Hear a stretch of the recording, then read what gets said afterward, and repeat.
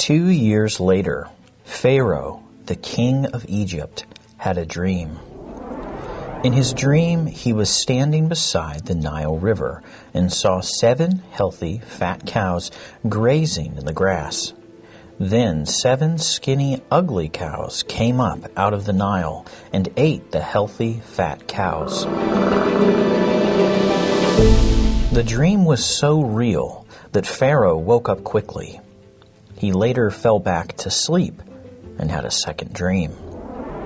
In this dream, 7 heads of grain that were healthy and good were growing on one stalk. Then 7 heads of thin and scorched grain sprouted up and swallowed the 7 healthy and good heads of grain. As soon as the second dream ended, Pharaoh woke up. He couldn't go back to sleep because he realized the dreams were important and had great meaning.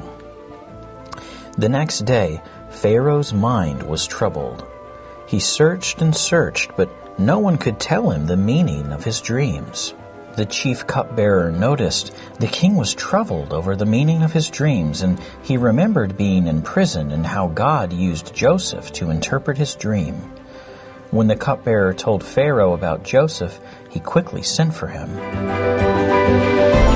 After Joseph bathed and changed his clothes, he appeared before the king. Pharaoh said to Joseph, "I had 2 dreams last night, but no one can interpret them for me. I was told that you interpret dreams." Joseph replied, "I cannot interpret dreams, but God can. Tell me your dreams, and God will give you the answer."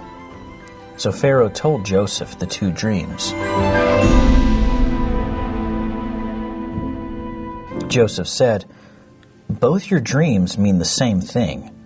This is very important because it means that God is showing you what He's about to do.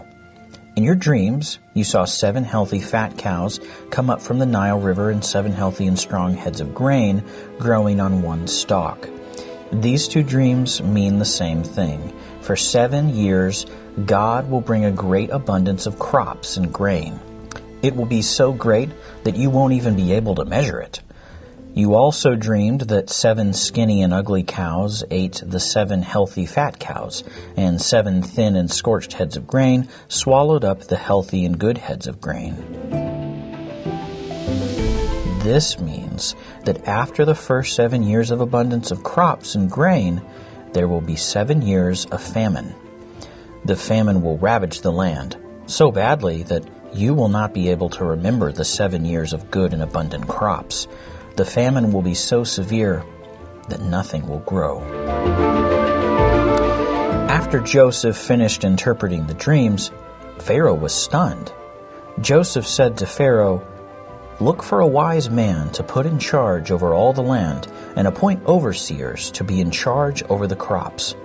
During the good years, the overseer should take a portion of the crops and store them to be used during the years of famine."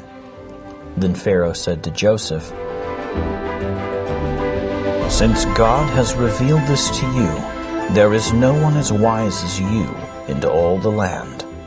So Pharaoh placed Joseph above everyone in the land, and he was second only to Pharaoh.